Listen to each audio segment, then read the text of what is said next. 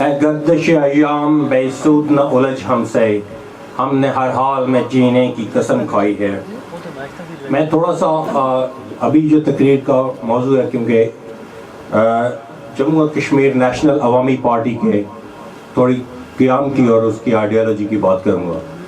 جموں و کشمیر نیشنل عوامی party basically national student federation کا ایک تسلسل ہے کہ اس میں تمام لوگ، زیادہ تر میجورٹی جو ہے وہ ایکس NSF کے لوگ ہیں، نیشنل اسٹوڈنٹ فیڈریشن، جن کی آلریڈی جدوجہد جو ہے وہ 10 سے 15 سے 20 سال پہ محیط ہے۔ ان لوگوں نے قربانیاں دی ہیں گراؤنڈ ریالٹی پہ۔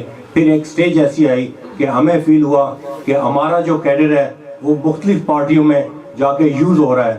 ہمیں تانے دیے جاتے تھے کہ آپ لوگوں کے اختیار شدہ لوگ دوسری پارٹیوں میں وہ لیڈ کرتے ہیں، آپ کے اپوزٹ پولیٹکس کرتے ہیں، خود مختار کشمیر کی بات کرتے ہیں، لیکن وہ خود سب سے بڑے پریکٹیکل لائف میں علاقے کی بات کرتے ہیں۔ آپ لوگ مزدوری کی بات کرتے ہیں، لیکن وہ سب سے عمل میں وہ لوگ سب سے بڑے سرمایہ دار ہیں۔ آلدو ہمارے خطے میں اتنی بڑی سرمایہ داری اور جاگیرداری نہیں ہے، لیکن جو لوگوں کی سوچ اور اپروچ کے حوالے سے آپ دیکھیں تو ہم سب سے بڑے جاگیردار بھی ہیں اور ہمارے لوگ سرمایہ دار بھی ہیں۔ جہاں پہ پرافٹ کے اصول کی خاطر ہم سے جو ہو سکے ہمارے لوگوں نے کیا ہے۔ آلدو ہم ورکنگ کلاس سے بلانگ کرتے ہیں، ہمارا انٹرسٹ ہمیشہ ورکنگ کلاس سے ہونا چاہیے، لیکن میں یہاں پہ اپنی سٹرگل کا، نیشنل عوامی پارٹی کی سٹرگل کا دو چیزوں میں بیان کرتا ہوں کہ دنیا میں دو ہی طبقے ہیں، ایک وہ طبقہ جس کو ایکسپلوئٹ کیا جاتا ہے اور ایک وہ طبقہ جو ایکسپلوئٹ کر رہا ہے۔ ایک وہ طبقہ ہے جو اپریشن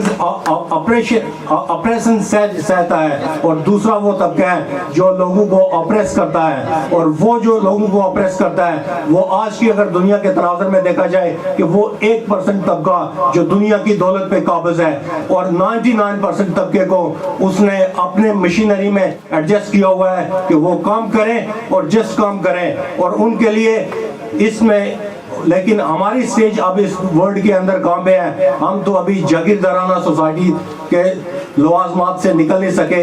ہمارے اندر ابھی تک کھڑپینچی جو ہے وہ چاہے پارٹی کے اندر ہو، چاہے مذہبی ہو، چاہے معاشی طور پہ ہو، چاہے پیر مریدی ہو، وہ ابھی تک ہمارے اندر گہرے روٹس ہیں اس کے۔ اور ان چیزوں کو کرنے کے لیے میں اپنے ترقی پسند کامریڈ دوستوں سے کہوں گا کہ ہمیں ہر سٹیج پہ اس کا موازنہ کرنا ہے۔ یہاں پہ میں ایک چیز اور کہتا ہوں کہ ہم وہ لوگ ہیں جو اس دنیا میں فریڈم، ایکویلٹی اور جسٹس کے لیے فائٹ کر رہے ہیں۔ ہمارے اپوزٹ وہ لوگ ہیں جو اس چیز کو سٹاپ کرنا چاہتے ہیں۔ ان کا کام ہے اسی ایکسپلائٹیشن کے سسٹم کو کنٹینیولی رہنا چاہیے، کیونکہ وہ اس نظام کے بینیفیشری ہیں۔ اسی طرح ہمارے بھی کچھ دوست جو ان پارٹیوں سے آج ان پارٹیوں میں بیٹھے ہوئے ہیں، آف دی ریکارڈ تو وہ ہمارے ساتھ بات کرتے ہیں کہ ہم آپ جینوئن لوگ ہو، آپ کی سٹرگل پہ بلیو کرتے ہیں، لیکن پریکٹیکل میں وہ بھی اس نظام کے بینیفیشری ہیں۔ عظیم دوستو، یہ راستہ بہت مشکل ہے۔ ہم ادھر اپنے اولڈ کامریڈ سے بھی ملے ہیں، یہ راستہ بہت مشکل ہے، یہ راستہ بہت کٹن ہے، انقلاب کا راستہ ہے۔ انقلاب کوئی سیدھا دریا میں آگے سے سٹرگل ہے، انقلاب ایک چلتے ہوئے دریا کو دوبارہ سے انڈیل کے واپس کرنا جو ہے نا، اس کو انقلاب کہتے ہیں۔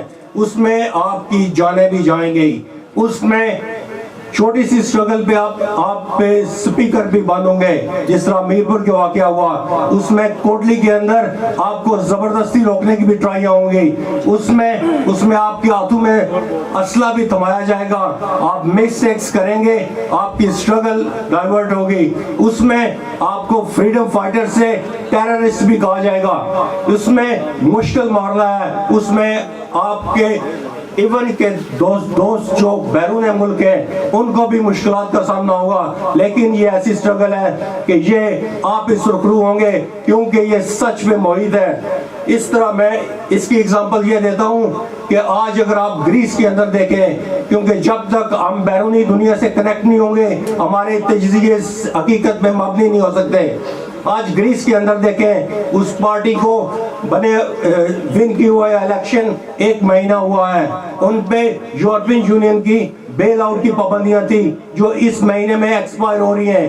انہوں نے उस कौम ने जिस प्राइम मिनिस्टर को लीडरशिप दी, जिसको लीडरशिप दी, उसने कहा हम आपकी बेल आउट को किक करते हैं, ना हम यूरोप से निकलेंगे, ना हम वर्किंग क्लास की जदोजहद छोड़ेंगे। हमारे लिए सबसे ज्यादा जो सबसे बेहतर इंटरेस्ट है हमारे आम लोगों का है। उन्होंने आम लोगों के लिए उनको दोबारा रीएम्प्लॉयमेंट किया पब्लिक सेक्टर्स में और उनके लिए स्टैंड किया। इसी तरह मैं वेनेजुएला की एग्जांपल दूंगा कि ह्यूगो चावेज जब वो इलेक्शन जीत के आया, ऑल्दो ये डिफरेंट चीज है कि इस ब्यूरोक्रेटिक, मैं उसके बाद में आपको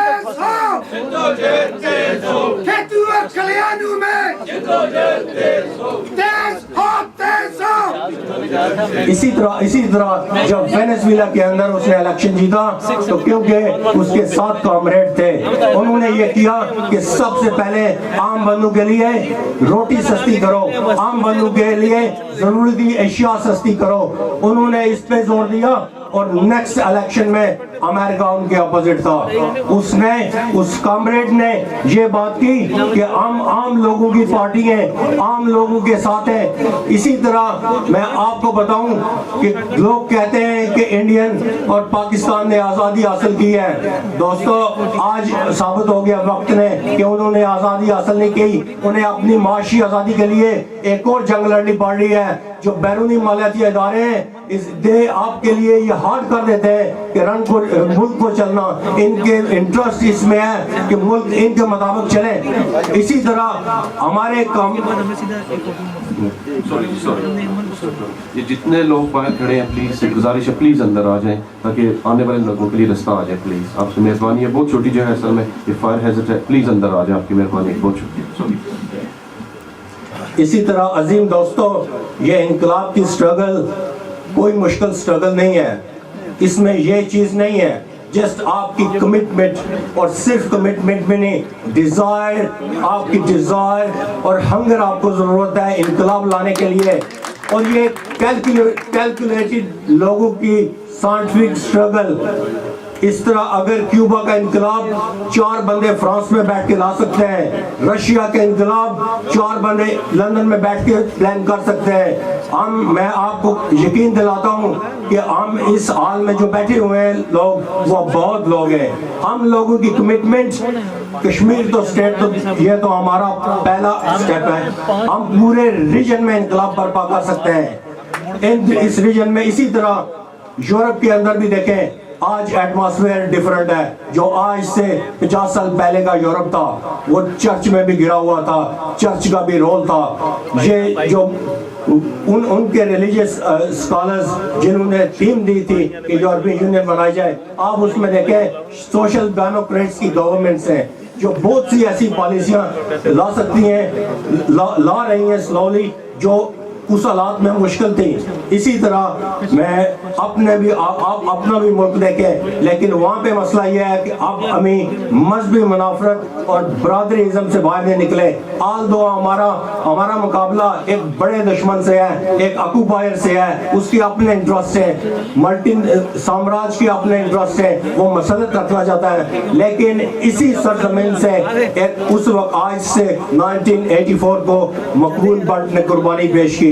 इसी तरह हमारे दोस्तों ने भी इस कुटन मराइल में यकीन जाने कि 46 ईयर मकबूल भट्ट की लाइफ थी। 46 ईयर में 12 ईयर अगर कोई बंदा जेल में गुजारता है तो वो हराज तहसीन है उस बंदे को, और काबिल फख्र है हमारे लिए कि ऐसा हमारा लीडर है। मैं इसी पे तकरीर का आगाज इख्तिताम करना चाहता हूँ। Thank you.